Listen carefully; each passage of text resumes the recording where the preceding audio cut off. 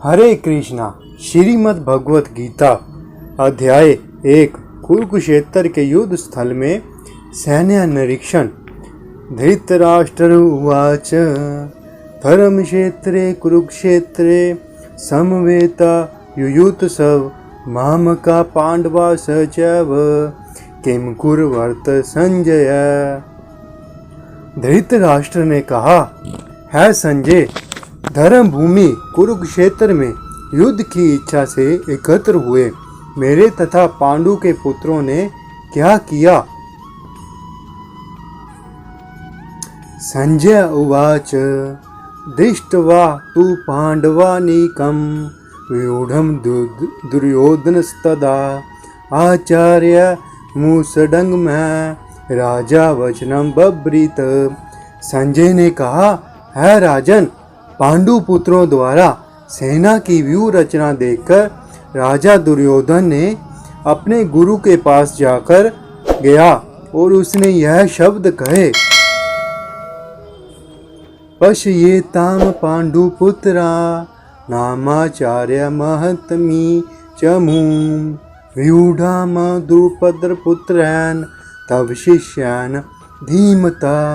है आचार्य, पांडु पुत्रों की विशाल सेना को देखें जिसे आपके बुद्धिमान शिष्य द्रुपद के पुत्र ने इतने कौशल से व्यवस्थित किया है।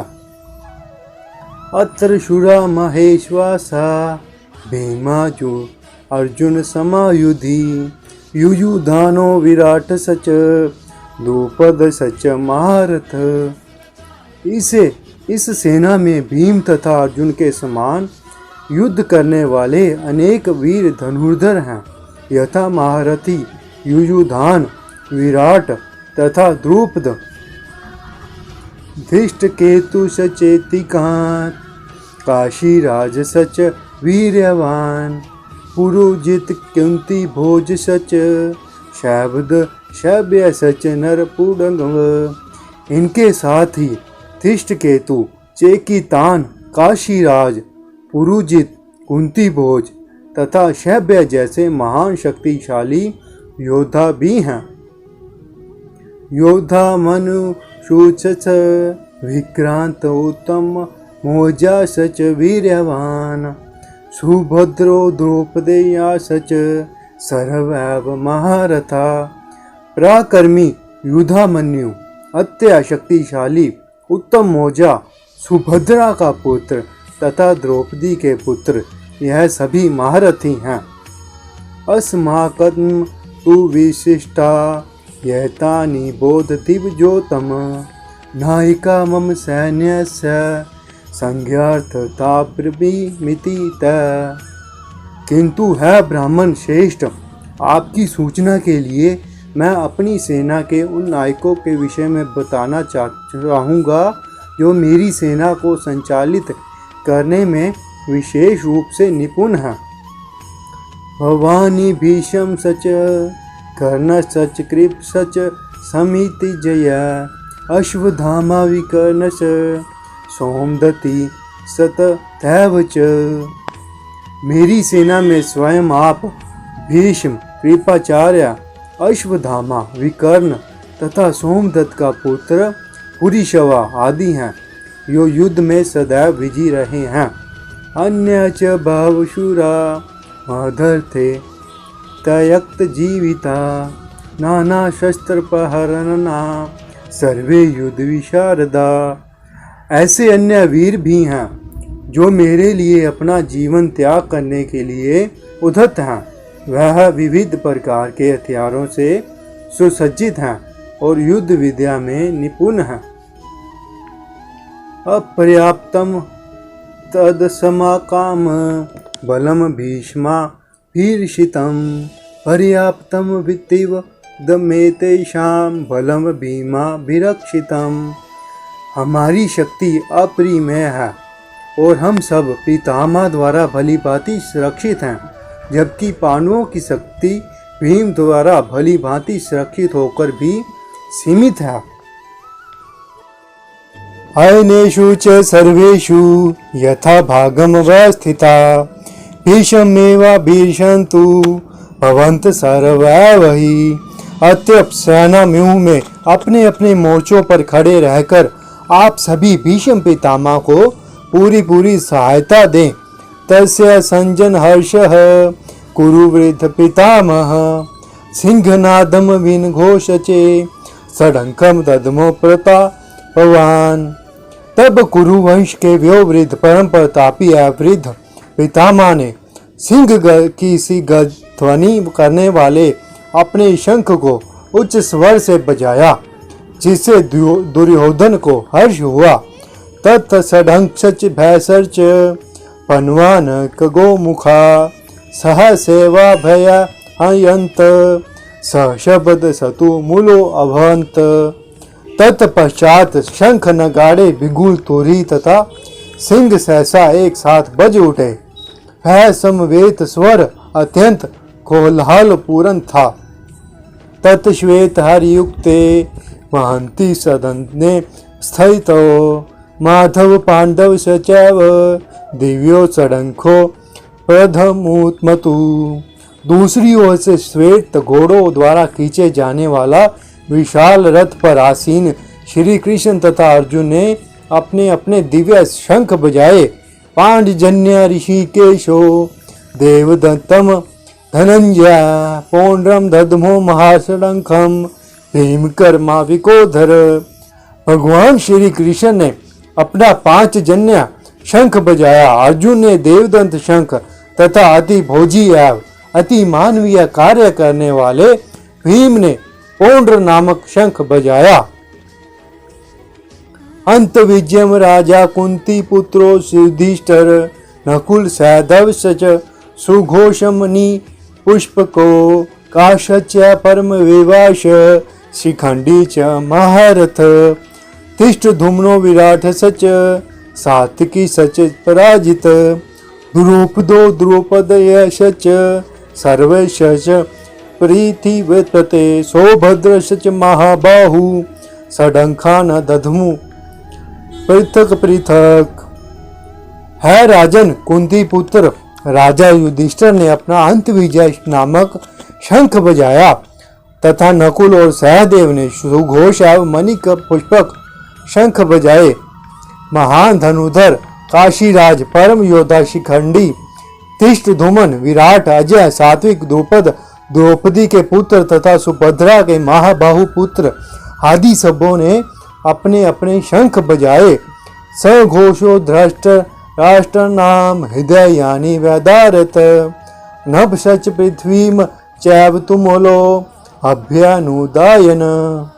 इन विभिन्न शंखों की ध्वनि को कोलाहल पूर्ण बन गई, जो आकाश तथा पृथ्वी को शब्द या मान करती हुई धृतराष्ट्र के पुत्रों के हृदय को विदीर्ण करने लगी।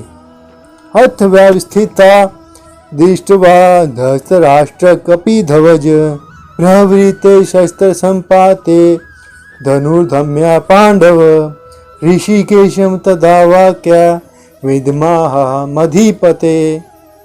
उस समय हनुमान से अंकित ध्वजा लगे रथ पर आसीन पांडु पुत्र अर्जुन अपना धनुष उठाकर तीर चलाने के लिए उद्यत हुआ। है राजन, धृतराष्ट्र के पुत्रों को व्यूह में खड़ा देखकर अर्जुन ने श्री कृष्ण से यह शब्द कहे। अर्जुन उवाच सैन्योरुभ्यो मध्याय रथम सधापया में अच्युत यावदेतानि ऋक्षहम योधु कामना व्यस्थितान कर्मया स योधवयम सिमनन समुदमे। अर्जुन ने कहा, है अच्युत, कृपा करके मेरा रथ दोनों सेनाओं के बीच में ले चलें, जिससे मैं यहाँ युद्ध की अभिलाषा रखने वालों को और शस्त्रों की इस महान परीक्षा में जिनसे मुझे संघर्ष करना है उन्हें देख सकूं। योत यया माना वेदशहम या एते अत्र समागतः धृतराष्ट्रा दुर्बुद्धे युधे प्रिया चिकीर्वशव। मुझे उन लोगों को देखने दीजिए जो यहाँ पर धृतराष्ट्र के दुर्बुद्धि पुत्र को प्रसन्न करने की इच्छा से लड़ने के लिए आए हुए हैं। संजय उवाच एव मुक्तो ऋषिकेशो गुंडाकेशन भारत सैन्योरुभयो मध्य स्थापित्वा रथोत्तम। संजय ने कहा, है भरतवंशी, अर्जुन द्वारा इस प्रकार संबोधित किए जाने पर भगवान श्री कृष्ण ने दोनों दलों के बीच उस उत्तम रथ को लाकर खड़ा कर दिया। भीष्म द्रोण पर मुक्त सर्वेशा च महिष्यताम उचाव पार्थ पश्येता समवेता कुरु नीति। भीष्म द्रोण तथा विश्व भर के अन्य समस्त राजाओं के सामने भगवान ने कहा, है पार्थ, यहाँ पर एकत्र सारे कुरुओं को देखो। तत्र पश्यन्ति तथा पार्थ पितनथ पिता महान आचार्य मातुला भ्रात्रा पुत्रा पोत सखी स्था सब सुरा सुहृद सच सैन्योरुपयोरसिपि। अर्जुन ने कहा, वहां पर दोनों पक्षों की सेनाओं के मध्य में अपने अपने चाचा ताइयों पितामहों गुरुओं मामाओं भाइयों पुत्रों को देखा। तन समीक्षा स को तन्य सर्व बंधून व्यवस्थान कृपया पराविष्टो विषेदन दम्भब्रीत। जब कुंती पुत्र अर्जुन ने मित्रों तथा संबंधियों की इन विभिन्न श्रेणियों को देखा तो वह करुणा से विभूत होकर इस प्रकार बोला। अर्जुन उवाच दिष्टम वेमं स्वजनम कृष्ण युयुत्सम समुपस्थितम शीतंतिमं ग्रात्राणि मुखम च परिशूयति। अर्जुन ने कहा, है श्री कृष्ण, इस प्रकार युद्ध की इच्छा रखने वाले मित्रों तथा संबंधियों को अपने समक्ष उपस्थित देखकर मेरे शरीर के अंग कांप रहे हैं और मेरा मुंह सूखा जा रहा है।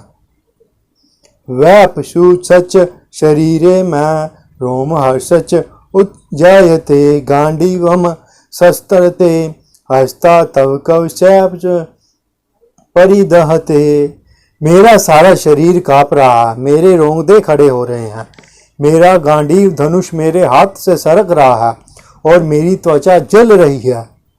न च शक्नो मैं बस्था तुम ब्रह्म तेव च मैं मन निमेतानि पश्यामि विपरीतानि केशव।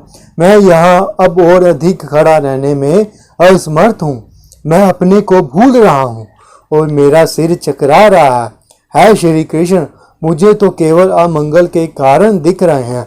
न च श्रेयो अनुपश्यामि हत्वा सौजन माहवे न काडक्षे विजयम कृष्ण न च राज्यम सुखानि च।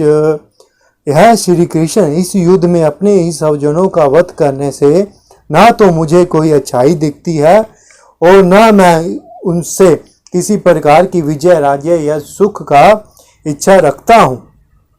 किम नो राज्यन गोविंद किम भोजे जीवितेन वा येषामर्थे कार्षितम नो राज्यम भोगा सुखानि च त इमवे अवस्थिता युद्धे प्राणा सत्यकत्वा धनानि च आचार्य पितृपुत्रा सत थैव च पितामहा मातुला शवसुरापोत्रा श्याला संबंधी न सता एतांत हन तु मत्स्यामि खंतो अपि मधुसूदन अपीतरलेक राज्यस्य हेतो किमनु मही कृते निहत्या धृतराष्ट्रना का प्रीति सया जनार्दन।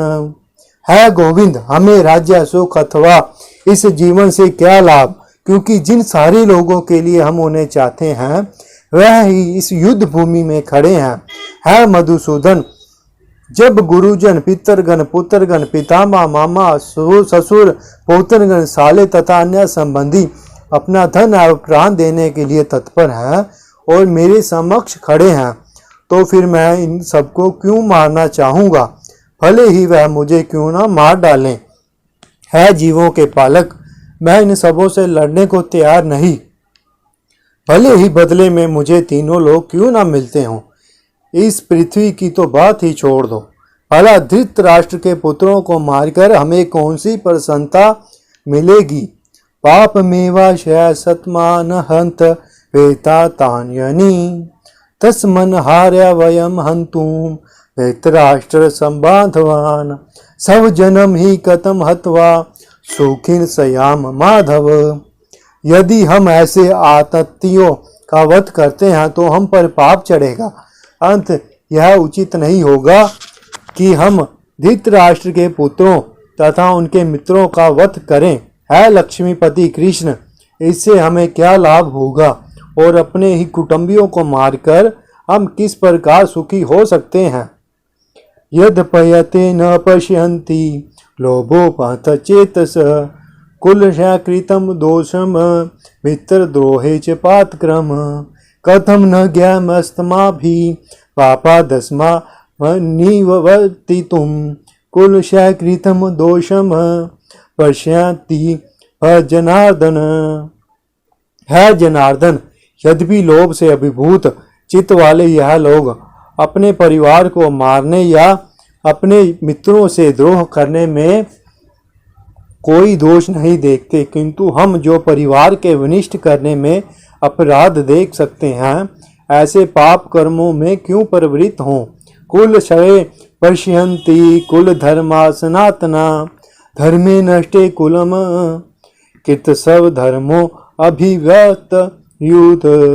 कुल का नाश होने पर सनातन कुल परंपरा नष्ट हो जाती है और इस तरह शेष कुल भी अधर्म में प्रवृत्त हो जाती है। अधर्मा भी बात कृष्ण प्रदूषयन्ति कुल स्त्रीषु दष्टासु वानश्य जायते वर्णशंकर। है श्री कृष्ण, जब कुल में अधर्म प्रमुख हो जाता है तो कुल की स्त्रियां दूषित हो जाती हैं और स्त्री तर्फ के पतन से है विष्णुवंशी अवांछित संतानें उत्पन्न होती हैं। षडंकुरो नरकायेव कुलघानानां कुलस्य च पतन्ति पित्रोः शाम लुप्त पिंडोदक्रियाः। अवांछित संतानों की वृद्धि से निश्चय ही परिवार के लिए तथा पारिवारिक परंपरा को विनिष्ट करने वालों के लिए नारकीय जीवन उत्पन्न होता है। ऐसे पतित कुलों के पुरखे गिर जाते हैं क्योंकि उन्हें जल तथा पिंड दान करने की क्रियाएं समाप्त हो जाती हैं। दोषे रेते कुल घना नाम वरन षडंकर कारके उत्साह घनते जाति धर्मा कुल धर्मा सच शाश्वता। जो लोग कुल परंपरा को विनिष्ट करते हैं और इस तरह अवांछित संतानों को जन्म देते हैं, उनके दुष्कर्मों से समस्त प्रकार की सामुदायिक योजनाएं तथा पारिवारिक कल्याण कार्य वनिष्ठ हो जाते हैं। उत्सन्न कुल धर्मा नाम मनुष्यानाम जनार्दन नरके नियतम वासो भवति तनु सूक्ष्म। है प्रजापालक श्री कृष्ण, मैंने गुरु परंपरा से सुना है कि जो लोग कुल धर्म का विनाश करते हैं वह सदैव नरक में वास करते हैं। अहो बत महत पापम कर्तु व्यवस्थिता वयम यद्राजा सुख लोभेन हंतु म सब जन मुधता। ओह, कितने आश्चर्य की बात है कि हम सब जघन्य पाप कर्मों के लिए उद्यत हो रहे हैं। राज्य सुख भोगने की इच्छा से प्रेरित होकर हम अपने संबंधियों को मारने पर तुले हैं। यदि माम प्रीत कार्म शस्त्र पान्यः धर्तराष्ट्र रणे हंत यूत सतमने ये मतरम भवेतः। यदि शस्त्रधारी धृतराष्ट्र के पुत्र मुझे निहत्ते तथा रणभूमि में प्रतिरोध न करने वाले को मारे तो यह मेरे लिए श्रेयस्कर होगा। संजय उवाच एव मुक्त्वा अर्जुन संख्या रथोपस्य अस्थ उपाविस्थ विसर्ज्य संशरम चापम शोक सविगन मानस।